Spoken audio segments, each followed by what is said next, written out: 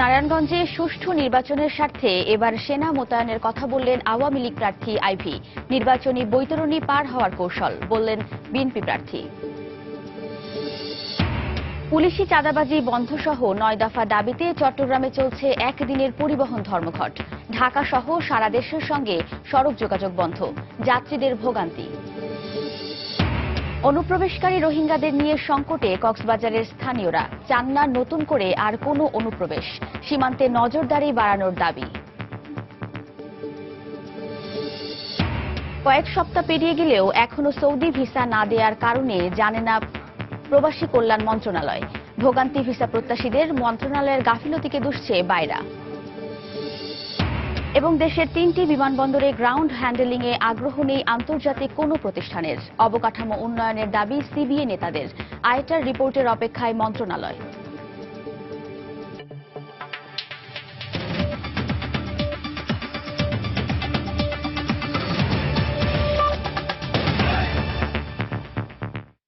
সময় সংবাদের সঙ্গে আছি আমি ওয়াহিদা স্বপ্না। নারায়ণগঞ্জ সিটি কর্পোরেশন নির্বাচনে সেনা মোতায়েন নিয়ে নিজের অবস্থান পাল্টেছেন আওয়ামী লীগ প্রার্থী সেলিনা হায়াৎ আইভী। সুষ্ঠু নির্বাচনের স্বার্থে প্রয়োজনে সেনা মোতায়েনের দাবি জানিয়েছেন তিনি। এদিকে বিষয়টিকে আইভীর নির্বাচনী বৈতরণী পার হওয়ার নতুন কৌশল হিসেবে দেখছেন বিএনপির প্রার্থী সাখাওয়াত হোসেন। তবে সুষ্ঠু নির্বাচন হলে উভয় প্রার্থী জয়ের বিষয়ে আশাবাদী। রাশেদ লিমনের রিপোর্টে বিস্তারিত। নারায়ণগঞ্জ সিটি কর্পোরেশন নির্বাচনের তফসিলের পর থেকেই বিরোধী দলগুলো দাবি করে আসছিল সেনা মোতায়েনের। সবশেষ যাচাই বাছাইয়ের শেষ দিন রিটার্নিং কর্মকর্তাদের সঙ্গে মেয়র প্রার্থীদের মতবিনিময়ে ঘুরে ফিরে আসে বিষয়টি। এক্ষেত্রে বরাবরই সেনা মোতায়েনের বিপক্ষে ছিলেন আওয়ামী লীগ মনোনীত প্রার্থী সেলিনা হায়াৎ আইভী। এবার নিজের অবস্থান বদলেছেন তিনি। গতবার কিন্তু নারায়ণগঞ্জে অনেক কথা হয়েছে, আমিও সেনাবাহিনী চেয়েছি। যদি নির্বাচন কমিশন মনে করে যে তার সুষ্ঠু নির্বাচনের জন্য তার যা প্রয়োজন নির্বাচন কমিশনের ওনারা সেটাই করবে, এবং নির্বাচন কমিশন যে সিদ্ধান্ত তার প্রয়োজন মনে করে উনি সেই সিদ্ধান্ত নেবেন। এদিকে বিএনপি মনোনীত প্রার্থী সাখাওয়াত হোসেন বলছেন, জনবিচ্ছিন্নতা বুঝতে পেরেই সেনাবাহিনী চাইছেন আইভী। এর আগে উনি সেনাবাহিনীর প্রয়োজন নাই, জনগণে ওনার সেনাবাহিনী এই ধরনের বক্তব্য দিয়েছেন। পরবর্তীতে হয়তো বুঝতে পেরেছেন জনগণ তার সাথে নাই, তারা চাচ্ছে একটা জোর জবরদস্তিমূলক নির্বাচন করতে, এবং তারা সরকারি দলের যে প্রতীক আছে প্রতীকের জোরে ভোটের ভেতরে পার হতে চাচ্ছে। তবে একটি গ্রহণযোগ্য নির্বাচন অনুষ্ঠিত হলে নিজের জয়ের ব্যাপারে আশাবাদী এ দুই হেভিওয়েট প্রার্থী। আগামী 22 তারিখের নির্বাচন, সেই নির্বাচনেই নির্ধারিত করবে জনগণ যে কে আসলে যোগ্য কে অযোগ্য। শত বাধা অতিক্রম করে আমি যখন তাদের কাছে গিয়েছি, ঠিক তদ্রুপভাবে তারা যেন আমাকে আমার জীবনের শেষ দিনটি পর্যন্ত সুযোগ দেয় তাদের পাশে। 22 ডিসেম্বর প্রথমবারের মতো দলীয় প্রতীকে হতে যাচ্ছে নারায়ণগঞ্জ সিটি কর্পোরেশন নির্বাচন। রাশেদ লিমন, সময় সংবাদ, নারায়ণগঞ্জ। বাস ট্রাকের আলাদা টার্মিনাল নির্মাণ ও পুলিশি চাঁদাবাজি বন্ধ সহ 9 দফা দাবিতে বৃহত্তর চট্টগ্রামে পরিবহন ধর্মঘট পালন করছে বাংলাদেশ সড়ক পরিবহন শ্রমিক ফেডারেশন। ধর্মঘটের কারণে রাজধানী ঢাকা সহ বিভিন্ন রুটে যান চলাচল বন্ধ রয়েছে। সকালে নগরীর কদমতলী বাস টার্মিনাল থেকে কোনো বাস ছেড়ে যায়নি। এতে বিপাকে পড়েছেন যাত্রীরা। গন্তব্যে রওনা হয়েও অনেক যাত্রীকে ফিরে যেতে দেখা গেছে।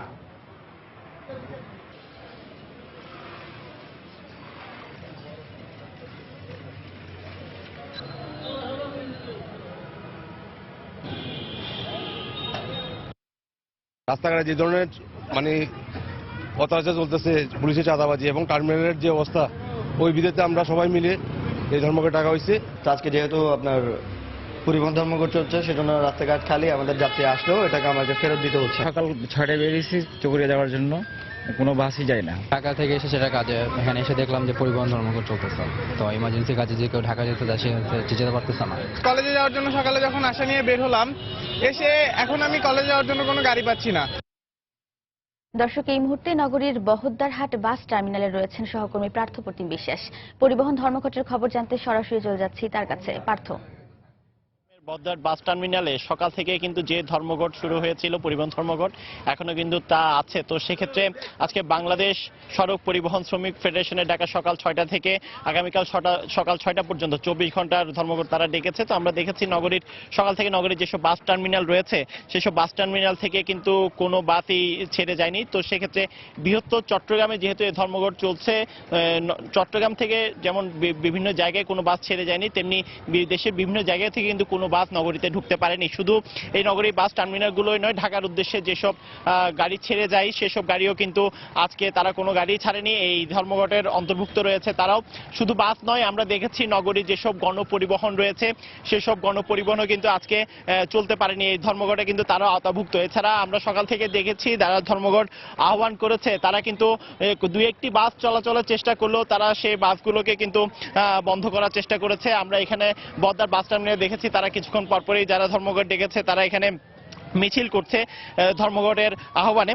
তো এখানে একটু জানিয়ে রাখি, এই যে ধর্মঘট ডেকেছে চট্টগ্রামে যেহেতু বাস টার্মিনাল নেই, দীর্ঘদিন ধরে যারা বাস মালিক শ্রমিক রয়েছে তাদের দাবি ছিল চট্টগ্রামে নতুন করে বাস টার্মিনাল নির্মাণ করার। এক্ষেত্রে চট্টগ্রামের যারা মেয়র রয়েছেন, পুলিশ প্রশাসন রয়েছে, বারবার কর্তৃপক্ষের দৃষ্টি আকর্ষণ করা হলেও সেক্ষেত্রে তারা কিন্তু কোনো বাস টার্মিনাল নির্মাণের উদ্যোগ গ্রহণ করেননি। তো সেক্ষেত্রে তারা বলছেন উদ্যোগ গ্রহণ না করার কারণে অনেকটা বাধ্য হয়ে তাদেরকে এই ধর্মঘটের আহ্বান করতে হয়েছে। এছাড়া চট্টগ্রাম থেকে যেসব গাড়ি দেশের বিভিন্ন প্রান্তে যায়, বিশেষ করে কর্ণফুলী সেতু পার হয়ে যে সব গাড়ি যায় সেখানে কিন্তু অভিযোগ করা হয়েছে পুলিশের পক্ষ থেকে প্রতিটি গাড়ি থেকে কিন্তু চাঁদা নেওয়া হয়। সেক্ষেত্রে তারা বলছে হাইওয়ে পুলিশ এছাড়া ট্রাফিক পুলিশ যারা রয়েছে তো সবাইকে কিন্তু অনেকটা খুশি করেই এই সড়কে এই গাড়িগুলো চলাচল করতে হয়। এক্ষেত্রে কর্তৃপক্ষকে তারা বারবার বললেও সেক্ষেত্রে কর্তৃপক্ষ আসলে পরিবহনের উপকার হয় এমন কোনো কাজই তারা করেননি। এক্ষেত্রে তারা বলছেন কর্তৃপক্ষ যেহেতু কোনো কিছু করেনি, এক্ষেত্রে অনেকটা বাধ্য হয়েই তাদেরকে কিন্তু এই ধর্মঘটের আহ্বান করতে হয়েছে এবং তারা বলছে আসলে 24 ঘন্টার যে ধর্মঘট সেটি অনেকটা বাধ্য হয়ে তারা দিয়েছে। কর্তৃপক্ষ যদি তাদের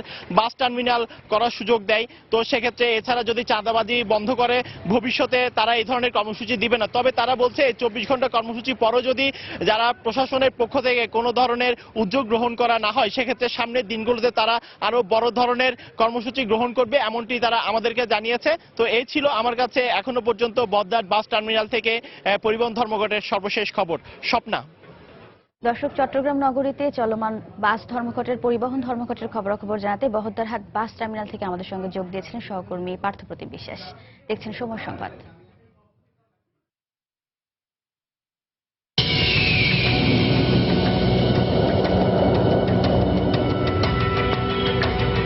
এই এক্সাইটমেন্টগুলো দ্বিগুণ করতে আমরা রবি আর এয়ারটেল একসাথে তৈরি করছি 1 নম্বর নেটওয়ার্ক।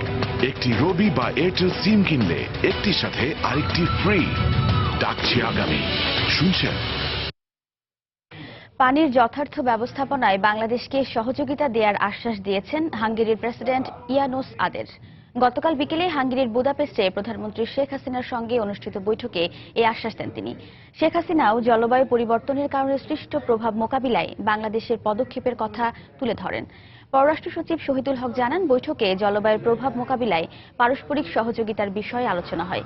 এতে প্রধানমন্ত্রী শেখ হাসিনা বলেন, হুমকির মুখে থাকা এই জনগোষ্ঠীর জন্য ইতোমধ্যে সরকার নিজস্ব তহবিল গঠন করেছে। পরে প্রধানমন্ত্রী শেখ হাসিনা প্রকল্পগুলো পরিদর্শনের জন্য ইয়ানুস আদেরকে বাংলাদেশ সফরের আমন্ত্রণ জানান। বৈঠকে অন্যদের মধ্যে বাংলাদেশের পররাষ্ট্রমন্ত্রী এইচ মাহমুদ আলী, এলজিআরডি মন্ত্রী ইঞ্জিনিয়ার খন্দকার মোশাররফ হোসেন, পানি সম্পদ মন্ত্রী আনিসুল ইসলাম মাহমুদ উপস্থিত ছিলেন।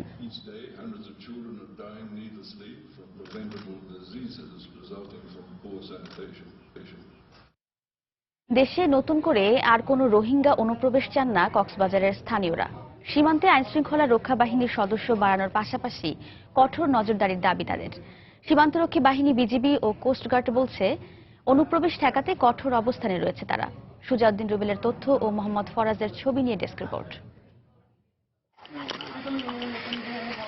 মিয়ানমারের সহিংসতার পরিপ্রেক্ষিতে রাখাইন রাজ্যের বিভিন্ন গ্রাম থেকে প্রতিদিনই রাতের আধারে সীমান্তের নাফ নদী পার হয়ে বাংলাদেশে ঢুকে পড়ছে রোহিঙ্গারা। এসব রোহিঙ্গা আশ্রয় নিচ্ছে পাহাড়ে কিংবা অনিবন্ধিত শরণার্থী ক্যাম্পগুলোতে। ফলে নতুন করে এদেশে রোহিঙ্গা অনুপ্রবেশের ঘটনায় শঙ্কিত কক্সবাজারের স্থানীয়রা। যে পরিস্থিতি তৈরি হয়েছে তাতেও আরো বিপুল সংখ্যক রোহিঙ্গা বাংলাদেশে ঢুকে পড়ার অপেক্ষায় রয়েছে। অনেকে রাতের আধারে ফাঁক ফোকর দিয়ে ঢুকে পড়ছে। এটা অত্যন্ত উদ্বেগজনক। রোহিঙ্গারা বিগত সময়ে রামু বৌদ্ধ মন্দিরে হামলা সহ এবং কুতুবপালম শরণার্থী ক্যাম্পের আনসার ক্যাম্পে হামলা চালিয়ে এরা আনসারদের অস্ত্র লুট করেছে। আমরা কোনোভাবেই রোহিঙ্গারা বাংলাদেশে আসুক এটা আমরা চাই না। রোহিঙ্গা অনুপ্রবেশের ঘটনা দেশের জন্য হুমকি বলে মনে করছেন রোহিঙ্গা প্রতিরোধ ও প্রত্যাবাসন সংগ্রাম কমিটির সাবেক এ নেতা। অনুপ্রবেশের সাথে সাথে সশস্ত্র গোষ্ঠীও আমাদের এখানে প্রবেশ করবে, যাতে করে আমাদের সার্বভৌমত্বর উপর আঘাত আসতে পারে, সন্ত্রাসী কর্মকর্তা তৎপরতা বৃদ্ধি পেতে পারে, যার জন্য অনুপ্রবেশ ঠেকাতে সরকারকে অবশ্যই দৃঢ় পদক্ষেপ দিতে হবে। তবে সীমান্তরক্ষী বাহিনী, বিজিবি ও কোস্টগার্ড বলছে অনুপ্রবেশ ঠেকাতে কঠোর অবস্থানে রয়েছে তারা। নাফ নদীতে আমাদের যে বাংলাদেশের সাইডটাতে সেখানে কোস্টগার্ডের পক্ষ থেকে আমরা টহল জোরদার করেছি, যেন কোনো ক্রমে অনুপ্রবেশ অবৈধভাবে অনুপ্রবেশ না হয়। আমাদের যে স্ট্যান্ড 2012 সালে ছিল, আমাদের বর্তমান 2016 সালেও একই স্ট্যান্ড থাকবে। আমাদের সরকারিভাবে আমাদেরকে সেরকম নির্দেশনা আছে যে বাংলাদেশে আসলে কোনো অনুপ্রবেশ করতে দেওয়া হবে না। কক্সবাজারের উখিয়ার কুতুপালং ও টেকনাফের নয়াপাড়ায় অবস্থিত দুটি রোহিঙ্গা শরণার্থী ক্যাম্পে নিবন্ধিত রোহিঙ্গা শরণার্থী রয়েছে 32,000। এছাড়াও বিভিন্ন সংস্থার জরিপে বলা হয়ে থাকে এর বাইরে প্রায় 5 লাখ অনিবন্ধিত রোহিঙ্গা শরণার্থী রয়েছে। সময় সংবাদ, কক্সবাজার। সময় সংবাদে আরো থাকছে। 11 বছরেও শেষ হয়নি চট্টগ্রামে আদালত ভবনে পুলিশের ওপর আত্মঘাতী বোমা হামলার বিচার। সাক্ষ্য গ্রহণ বন্ধ হয়ে যাওয়ায় মামলার ভবিষ্যৎ অনিশ্চিত।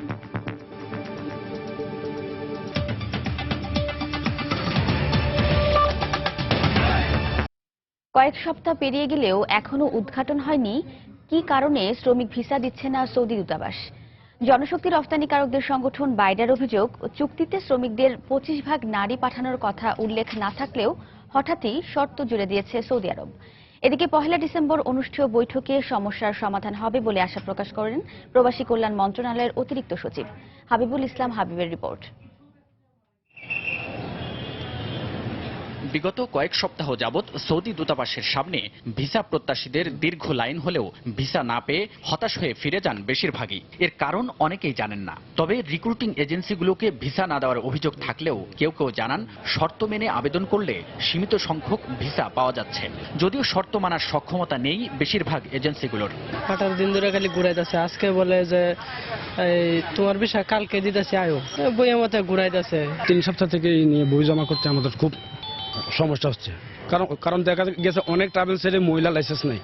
এদিকে দীর্ঘ 7 বছর পর সৌদি আরবে বাংলাদেশের শ্রমবাজার উন্মুক্ত হওয়ায় আশার সঞ্চার হলেও হঠাৎ কেন ভিসা নিয়ে জটিলতা সৃষ্টি হচ্ছে তার কারণ এখনো জানে না সংশ্লিষ্ট মন্ত্রণালয়। তবে আগামী 1 ডিসেম্বর দেশটির দূতাবাস কর্মকর্তাদের সঙ্গে এ বিষয়ে বৈঠকে এর কারণ জানতে চাওয়া হবে বলে জানান প্রবাসী কল্যাণ মন্ত্রণালয়ের অতিরিক্ত সচিব। আমাদের উদ্বেগের কথা সৌদি কর্তৃপক্ষকে জানাবার একটা ব্যবস্থা নিয়েছি আমরা। নন ডোমেস্টিক কাজের ক্ষেত্রে এরকম কোন রকমের আপনার কোটার কথা কোথাও উল্লেখ করা নেই।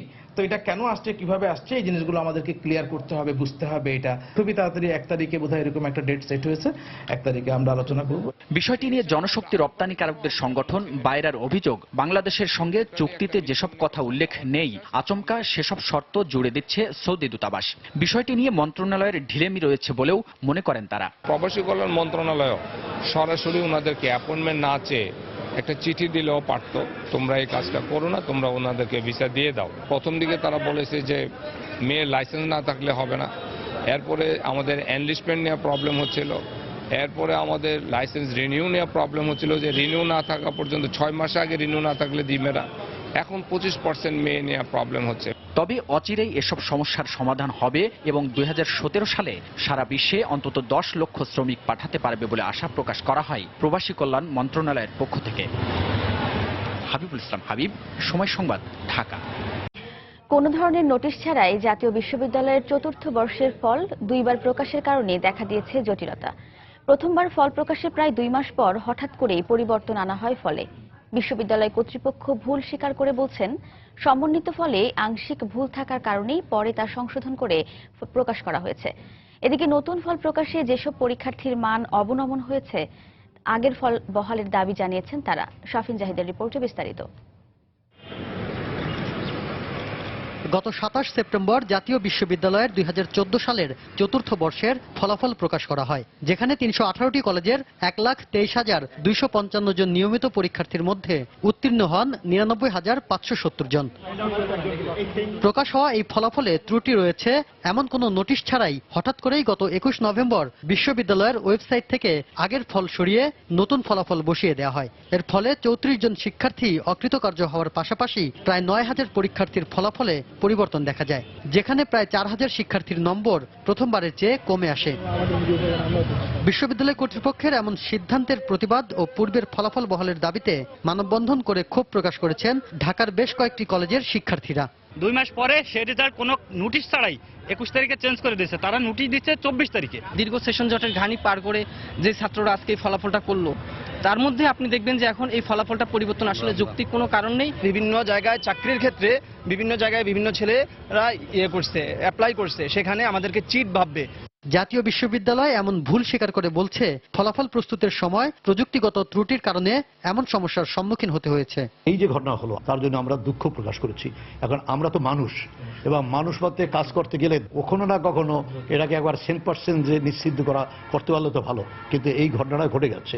এই ঘটনায় এরই মধ্যে 3 কর্মকর্তাকে কারণ দর্শাতে বলা হয়েছে।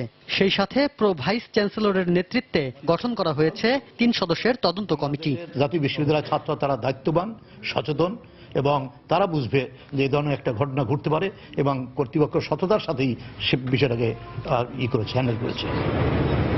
মান অবনয়ন অথবা অকৃতকার্য হয়েছে এমন কোন শিক্ষার্থী চাইলেই মান উন্নয়নের জন্য আবারও পরীক্ষা দিতে পারবেন বলেও জানান জাতীয় বিশ্ববিদ্যালয়ের উপাচার্য। সেই সাথে ভবিষ্যতে যাতে এমন কোনো ঘটনা আর না ঘটে সেজন্য আরও সতর্ক থাকবে বলেও জানান তারা। শাফিন জাহিদ, সময় সংবাদ, গাজীপুর। সময় সংবাদে আরো থাকছে। টানা তৃতীয়বারের মতো এশিয়ান হকি ফেডারেশন কাপ জিতে দেশে ফিরল জাতীয় দল। বিমানবন্দরে উষ্ণ অভ্যর্থনা, এশিয়া কাপেও ধারাবাহিকতা ধরে রাখার প্রত্যয়।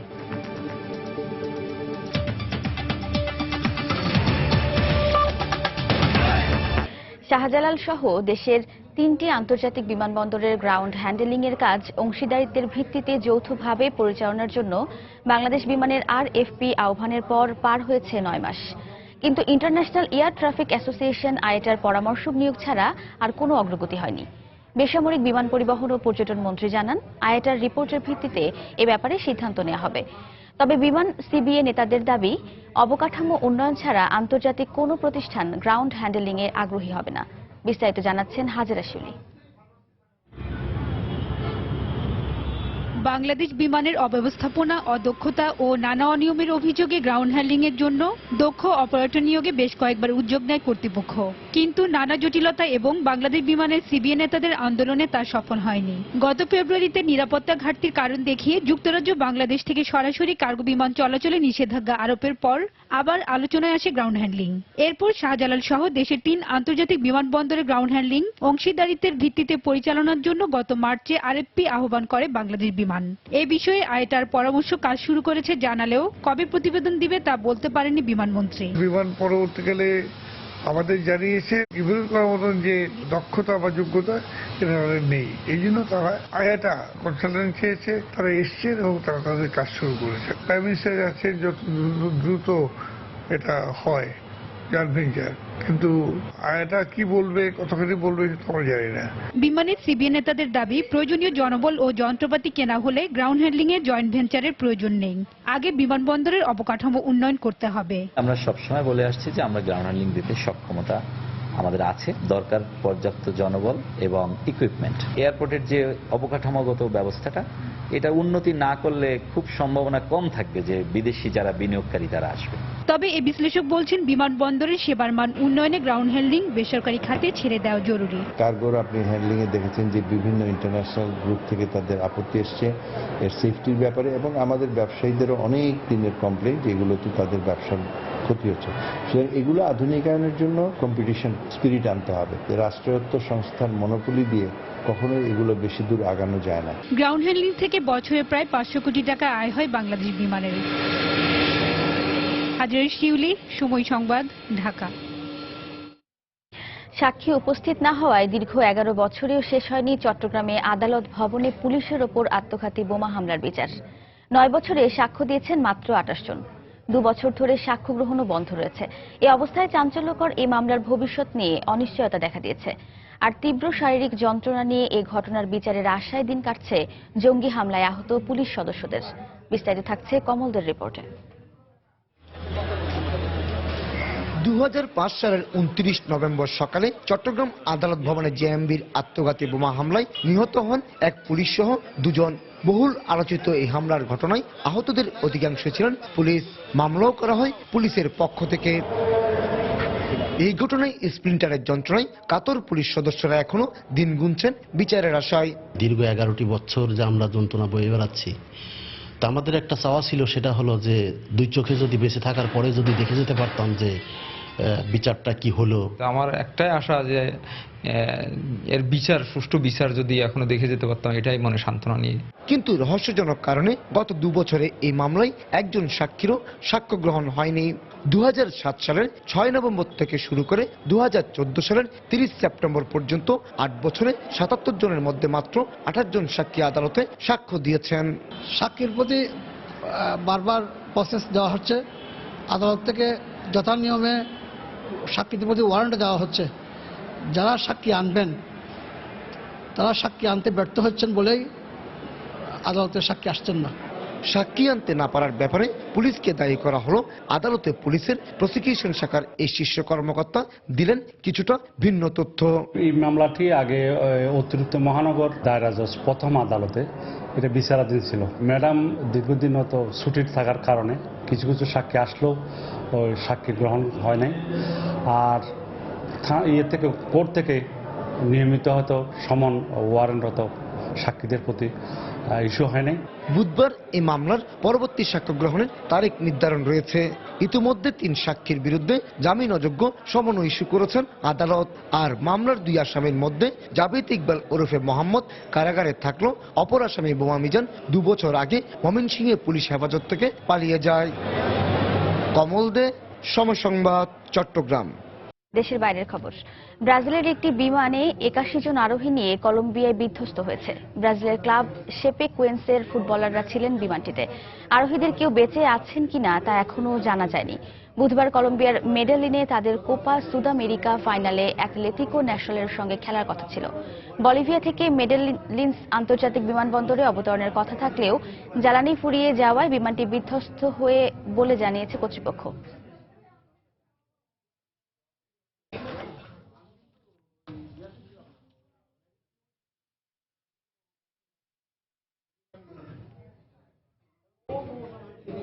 দর্শক, আবারও দেশের খবর। সিলেটে কলেজ ছাত্রী খাদিজা হত্যা চেষ্টা মামলার একমাত্র আসামি বদরুল আলমের বিরুদ্ধে অভিযোগ গঠন করেছেন আদালত। আগামী 5 ডিসেম্বর সাক্ষ্য গ্রহণের তারিখ নির্ধারণ করা হয়েছে। সকালে চিফ মেট্রোপলিটন ম্যাজিস্ট্রেট সাইফুজ্জামান এ তারিখ নির্ধারণ করেন। এর আগে মামলার প্রধান আসামি বদরুলকে আদালতে নেওয়া হয়। গত 8 নভেম্বর খাদিজা হত্যা চেষ্টা মামলার প্রধান আসামি বদরুলকে অভিযুক্ত করে আদালতে চার্জশিট দাখিল করে পুলিশ। পরে 15 নভেম্বর আদালত চার্জশিট গ্রহণ করে বিচারিক কার্যক্রমের জন্য মহানগর দায়রা জজ আদালতে পাঠিয়ে দেন। গত 3রা অক্টোবর সিলেট সরকারি কলেজের শিক্ষার্থী খাদিজা আক্তার নার্গিসকে কুপিয়ে জখম করে বখাটে বদরুল আলম। পরদিন খাদিজার চাচা বাদী হয়ে বদরুলকে আসামি করে শাহপরান থানায় একটি মামলা দায়ের করেন। জমি দখলকে কেন্দ্র করে 2 গ্রুপের সংঘর্ষে গত 2 দিন ধরে নিখোঁজ জুয়েল চন্দ্র দাস নামে এক ঠিকাদার।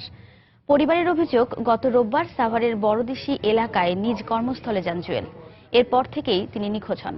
প্রত্যক্ষদর্শীরা জানান 2 গ্রুপের সংঘর্ষের মধ্যে একজনকে গুলিবিদ্ধ অবস্থায় নদীতে পড়ে যেতে দেখেছেন তারা। তবে জুয়েল কিনা তা নিশ্চিত নয়। এদিকে নিখোঁজের ঘটনা প্রশাসনকে জানানোর পরও কোনো ধরনের সহযোগিতা না পাওয়ার অভিযোগ পরিবারের। দেখুন জুনায়েদ আল হাবিবের রিপোর্টে বিস্তারিত। রাজধানীর মোহাম্মদপুর এলাকার ঢাকা উদ্যান হয়ে বুড়িগঙ্গা নদী পার হলেই সাভারের বড়দেশি এলাকা। কয়েক বছর আগে প্রায় 1700 একর জমি নিয়ে এখানে তৈরি করা হয় সিলিকন সিটি নামে একটি আবাসন প্রকল্প। কিছুদিন আগে এর পাশেই স্থানীয় কিছু প্রভাবশালী তৈরি করেন ওয়েস্ট লেক নামে আরেকটি আবাসন প্রকল্প। এরপরেই জমি দখল নিয়ে দুপক্ষের শুরু হয় বিরোধ। নিখোঁজ জুয়েল গত কয়েক বছর ধরেই সিলিকন সিটিতে ইট সরবরাহ করে আসছিলেন। প্রতিদিনের মতো কাজের প্রয়োজনে গত রোববারও এখানে আসেন তিনি। এখন আর খুঁজে পাওয়া যাচ্ছে না তাকে। প্রশাসনের পক্ষ থেকেও পরিবার পাচ্ছে না কোনো সহযোগিতা। তারপর যখন সে প্রাণটা লাভ দিছে, তখন ওই আরেক পক্ষের লোকের আইসা তাকে উপর্যুপরি ইট পাটকেল ছুটছে, গুলিও করা হয়েছে, তা সে নাকি আর উঠতে পারে না। থানায় গেছিলাম, যাওয়ার পরে থানায় নেই কেস নেই, থানায় বলছি, তারপরে ঠিক আছে নাম্বার রাখলো, আমরা দেখুননি। প্রত্যক্ষদর্শী ও সিলিকন সিটি কর্তৃপক্ষ জানায় রোববার হঠাৎ করেই তাদের উপর অতর্কিত হামলা করে প্রতিপক্ষের লোকজন। এতে কয়েকজন গুলিবিদ্ধ হয়। একজনকে নদীতে পড়ে যেতে দেখলেও তিনি জুয়েল কিনা তাকেও বলতে পারে না। দুই পক্ষে মারামারিতে এখন ওই নদীতে একটা লোক ঝাঁপ দিছে আর কি, যে ওই লোকটা ডুবলো ভাসলো না, খালি ওইটাই আমরা খেয়াল করছি। 1 থেকে 200 লোক হবে, 20টা ট্রলারে করে এসে উল্টা পাল্টা গুলি, এর মধ্যে আমাদের 6 জনের গায়ে গুলি লাগছে। অভিযোগ এড়িয়ে প্রতিপক্ষ বলছে ভিন্ন কথা। যদি কোনো কিছু এরকম হয়ে থাকে আইনের ঊর্ধ্বে তো কেউই না আমরা, তাই না? সেটা তদন্তের সাপেক্ষে দেখা যাবে। এদিকে সোমবার বিকেল থেকে নিখোঁজ জুয়েলের লাশ উদ্ধারে বুড়িগঙ্গা নদীতে খোঁজাখুঁজি শুরু করেছে ফায়ার সার্ভিস। আমাদেরকে সংবাদ দেয় আজকে বিকাল 4টা বাজে, তারপরে আমরা এই জায়গায় এসে পৌঁছাই, আমরা ঘটনাস্থলে এসে উদ্ধার অভিযান শুরু করি। এ বিষয়ে ক্যামেরার সামনে কথা বলতে রাজি হননি সাভার থানা কর্তৃপক্ষ। মামলা তদন্ত চলতেছে, বক্তব্য কি এখন পরে মামলা তদন্ত হচ্ছে, তদন্তের পরে। জুনায়েদ আল হাবিব, সময় সংবাদ, সাভার। বছরের পর বছর কর্মকর্তাদের অনুপস্থিতির কারণে রাষ্ট্রীয় সেবা থেকে বঞ্চিত হচ্ছেন ভোলার মনপুরা উপজেলার বাসিন্দারা। উপজেলা নির্বাহী কর্মকর্তা সহ 25 জন দপ্তর প্রধানের মধ্যে দীর্ঘদিন ধরে শূন্য রয়েছে 21টি পদেই। শূন্য এসব পদে ভারপ্রাপ্ত ও অতিরিক্ত হিসেবে দায়িত্ব পালন করছেন পার্শ্ববর্তী উপজেলার কর্মকর্তারা। এতে চরম দুর্ভোগের শিকার লক্ষাধিক মানুষ। নাসিরউদ্দিন লিটনের তথ্য ও উৎপল দেবনাথের ছবি নিয়ে ডেস্ক রিপোর্ট। জেলা সদর থেকে প্রায় 80 কিলোমিটার দক্ষিণে সাগরকুলের উপজেলা মনপুরা, কিন্তু অনুন্নত যোগাযোগ ব্যবস্থা ও আধুনিক সুযোগ সুবিধা না থাকায় পদায়নের পরও এখানে আসতে চায় না সরকারি কর্মকর্তারা। বর্তমানে উপজেলা নির্বাহী কর্মকর্তা সহ 15টি দপ্তর প্রধানের দায়িত্ব পালন করছেন অন্য উপজেলার কর্মকর্তারা। আর ভূমির সহকারী কমিশনার, উপজেলা প্রকৌশলী, প্রাণী সম্পদ কর্মকর্তার মতো গুরুত্বপূর্ণ 8টি পদ শূন্য রয়েছে দীর্ঘদিন ধরে। প্রয়োজনীয় সেবার জন্য এখানকার বাসিন্দাদের উত্তাল মেঘনা পাড়ি দিয়ে পার্শ্ববর্তী তজুমউদ্দিন ও চর ফ্যাশন উপজেলায় যেতে হয়। এতে মনপুরাবাসীকে চরম দুর্ভোগের শিকার হতে হচ্ছে। কৃষি অফিসে আরো 2 দিন আসি, অফিস বন্ধ ভাই, কর্মকর্তারা কেউ থাকে না। ঘূর্ণিঝড় কর্মসূচি অফিসে আসছি, মানে কর্মকর্তা নাই, ওনাকে হয় নাই। কিছু অফিসার আছে তারা শুধু বেতন নেওয়ার জন্য মাস শেষে মনপুরা আসে। আমাদের অফিসার অতিরিক্ত দায়িত্ব আছে, সে 2 মাসের ট্রেনিং এ ঢাকাতে গেছে। দায়িত্বে আছে উপজেলা টিম লিডার, উনি এখন অফিসের বাইরে। কর্মকর্তা সংকটের কারণে উপজেলা পরিচালনায় সমস্যায় পড়তে হচ্ছে বলে জানালেন এই জনপ্রতিনিধি। আমার দাবি হলো যে স্ব মন্ত্রণালয়ের কাছে যেন আইসোলেটেড এলাকা মনপুরা উপজেলা পরিষদ চালানোর জন্য, এটাকে কার্যকর করার জন্য যেন দপ্তরের কর্মকর্তারা সবসময় থাকেন। আর ভারপ্রাপ্ত উপজেলা নির্বাহী কর্মকর্তা সমস্যার কথা স্বীকার করে মনপুরার জন্য বিশেষ ভাতার দাবি জানান। পাহাড়ি এলাকায় যারা চাকরি করে তাদেরকে একটা বিশেষ ভাতা দেওয়া হয়, তো মনপুরার জন্য বা আমি বলবো ভোলার জন্য এরকম যদি কোনো কিছু করা যায়, যারা মনপুরায় পোস্টিং পাবে তাদের জন্য একটা বিশেষ ভাতা থাকবে, দুর্গম এলাকা ভাতা বা এই টাইপের যে কোনো নাম দিয়ে ভাতা দিতে পারে। অবশ্য জেলার শীর্ষ কর্মকর্তা জানালেন, নাগরিক সেবা নিশ্চিত করতে প্রয়োজনীয় কর্মকর্তা নিয়োগের জন্য ঊর্ধ্বতন কর্তৃপক্ষকে অনুরোধ করা হয়েছে। ইতিমধ্যে বিভাগীয় কমিশনারকে বলেছি এবং মন্ত্রণালয়ে বলেছি যে ওখানে অফিসার দেওয়ার জন্য আমরা কন্টিনিউয়াসলি বলে যাচ্ছি, এবং তারাও বলছে যে শিগগির এখানে লোক প্রদান করবে। 1984 সাল থেকে বিচ্ছিন্ন এই জনপদের বাসিন্দাদের রাষ্ট্রীয় সুযোগ সুবিধা নিশ্চিত করতে উপজেলার প্রশাসনিক কার্যক্রম শুরু হয়। সময় সংবাদ, ভোলা। দর্শক, ময়মনসিংহের ফুলবাড়িয়া ডিগ্রি কলেজ সরকারিকরণের দাবিতে আন্দোলনকারীদের সঙ্গে পুলিশের সংঘর্ষের ঘটনায় শিক্ষা মন্ত্রণালয় গঠিত তদন্ত কমিটি ঘটনাস্থল পরিদর্শন করছেন। এই মুহূর্তে সেখানে রয়েছেন সহকর্মী হারুনুর রশিদ। আমরা সরাসরি চলে যাচ্ছি তার কাছে। হারুন, করে ফুলবাড়িয়া ডিগ্রি কলেজ সরকারিকরণের দাবিতে শিক্ষকদের আন্দোলন চলাকালীন কলেজের ভেতরে ঢুকে পুলিশের লাঠিচার্জ এবং এই লাঠিচার্জে আহত হয়ে এক শিক্ষকের মৃত্যু, এই ঘটনাকে কেন্দ্র করে আসলে ফুলবাড়িয়ায় যে উত্তপ্ত অবস্থার সৃষ্টি হয়েছে সেই বিষয়েই শিক্ষা মন্ত্রণালয় একটি তদন্ত কমিটি গঠন করেছিল ঘটনার পরদিনই। সেই তদন্ত কমিটির প্রধান মাধ্যমিক ও উচ্চশিক্ষা অধিদপ্তরের কলেজ ও প্রশাসন বিভাগের পরিচালক প্রফেসর শামসুল হক, তিনি এসেছেন ঘটনা ঘটনাস্থলে। এই মুহূর্তে আমরা দেখতে পাচ্ছি যে এখানে স্থানীয় কয়েকজনের সাথে এই তদন্ত কমিটির প্রধান এবং অন্যান্য যে সদস্য রয়েছেন, যেমন মাধ্যমিক ও উচ্চশিক্ষা ময়মনসিংহ অঞ্চলের পরিচালক প্রফেসর আব্দুল মুতালেব এবং মাধ্যমিক ও উচ্চশিক্ষার উপপরিচালক আব্দুল খালেক, তারাও এই কমিটির সদস্য, তারাও এখানে ছিলেন তদন্ত কমিটির প্রধানের সাথে। এবং এখানে কিছু কথা বলে কয়েকজন প্রত্যক্ষদর্শী কলেজের কর্মচারীর সাথে কথা বলেছেন এবং একজন গভর্নিং বডির সদস্যের সাথে কথা বলেছেন, স্থানীয় কয়েকজনের সাথে কথা বলেছেন। কথা বলে তারা এখন চলে যাচ্ছেন উপজেলা নির্বাহী কর্মকর্তার কার্যালয়ে এবং উপজেলা নির্বাহী কর্মকর্তার কার্যালয়ে গিয়ে এখানে যারা প্রশাসনের লোকজন আছেন বা অন্য যারা আছেন, শিক্ষক আছেন, সবার সাক্ষাৎকার গ্রহণ করবেন এবং সাক্ষাৎকার গ্রহণ করে তারা একটা প্রতিবেদন দেওয়ার চেষ্টা করবেন। তদন্ত কমিটির প্রধান আমাদের জানিয়েছেন যে কোনো রকমের প্রভাব বিস্তার ছাড়াই তারা এখানে কাজ করছেন সম্পূর্ণ স্বাধীনভাবে। এখানে সব পক্ষের সাথে কথা বলে, শিক্ষকের সাথে, স্থানীয় জনপ্রতিনিধিদের সাথে, প্রশাসনের সাথে, পুলিশের সাথে এবং সব পক্ষের সাথে কথা বলেই তারা একটা গ্রহণযোগ্য এবং সুষ্ঠু বাস্তবসম্মত তদন্ত প্রতিবেদন তারা জমা দিবেন বলে আমাদের জানিয়েছেন। তো এই ছিল আসলে আমার কাছে ফুলবাড়িয়ার এই তদন্ত কমিটির পরিদর্শনের সর্বশেষ খবর। স্বপ্না। দর্শক, ময়মনসিংহের ফুলবাড়িয়া ডিগ্রি কলেজ পরিদর্শন করছে শিক্ষা মন্ত্রণালয় গঠিত তদন্ত কমিটি। সেখান থেকে আমাদের সবশেষ খবরাখবর জানাচ্ছে সহকর্মী হারুনুর রশিদ। আবারও দেশের বাইরের খবর। ভারতের জম্মু ও কাশ্মীরের নাগরোটার একটি ক্যাম্পে সন্ত্রাসী হামলায় 3 সেনা নিহত ও 3 জন আহত হয়েছেন। কর্তৃপক্ষ জানায়, মঙ্গলবার ভোরে জম্মু শহর থেকে 20 কিলোমিটার দূরে 16 জন সেনা থাকা একটি ক্যাম্পে অতর্কিত গুলি চালায় হামলাকারীরা। হামলার পর কয়েক ঘণ্টা সন্ত্রাসীদের সঙ্গে সেনাদের ব্যাপক গোলাগুলি চলে বলে জানায় এনডিটিভি। অন্তত 4 সন্ত্রাসী ক্যাম্পের আশপাশে লুকিয়ে আছে বলে ধারণা করা হচ্ছে। তাদের ধরতে নিরাপত্তা বাহিনীর অভিযান চলছে। এই হামলার পর সাম্বা সেক্টরের সীমান্ত দিয়ে পাকিস্তানের ভূখণ্ড থেকে আরও কয়েকজন সন্ত্রাসীর প্রবেশের চেষ্টা রুখে দেওয়া হয়েছে বলে জানায় ভারতীয় সীমান্তরক্ষীরা। জম্মুর সীমান্ত অঞ্চলের নিরাপত্তা রক্ষায় নিয়োজিত সেনাবাহিনীর স্থানীয় সদর দপ্তর নাগরোটায় অবস্থিত। হামলার পর থেকে পুরো এলাকাটি ঘিরে রেখেছে সেনারা। স্থানীয় সব স্কুল ও মহাসড়কে যান চলাচল বন্ধ রয়েছে। এর আগেই গত সেপ্টেম্বরে কাশ্মীরের উরি সেনাঘাঁটিতে সন্ত্রাসী হামলায় 19 সেনা নিহত হন।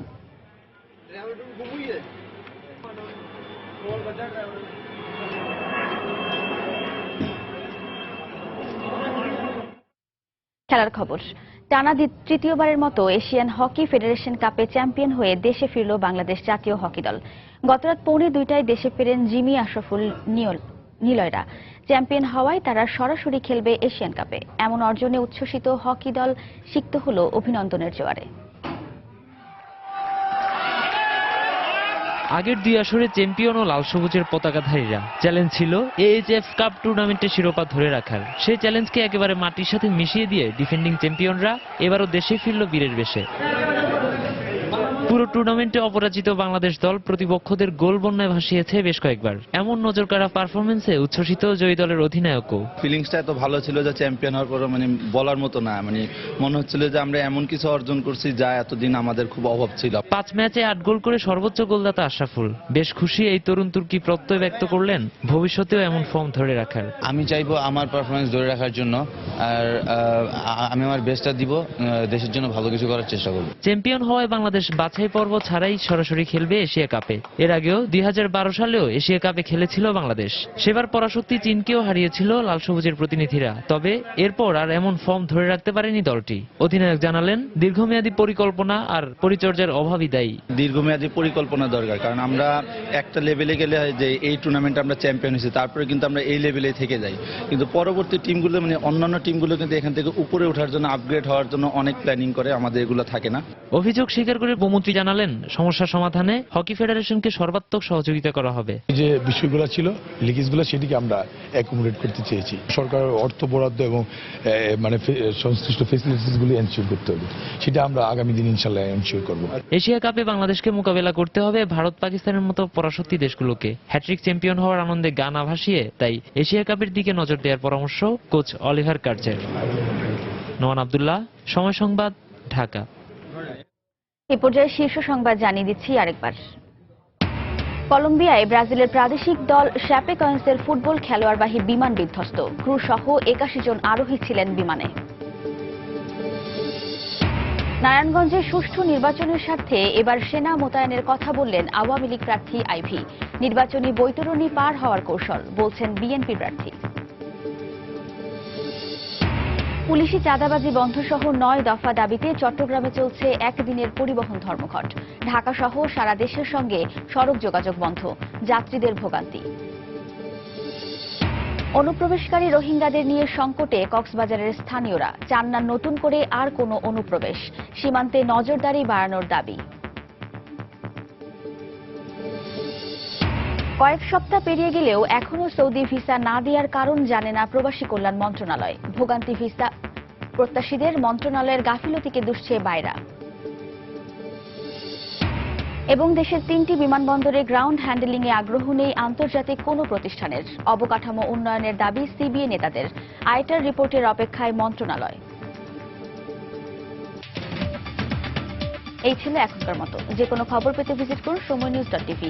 যে কোনো বাংলা লিংক রবি নম্বর থেকে সময় সংবাদের খবর, অনুষ্ঠান সম্পর্কে জানতে এবং যে কোনো তথ্য সময় সংবাদকে জানাতে ডায়াল করুন 16242 নম্বরে। এছাড়া এইমাত্র পাওয়া খবর আপনার মোবাইলে পেতে SMS করুন *BN লিখে পাঠিয়ে দিন 16242 নম্বরে। আর সঙ্গেই থাকুন সময়।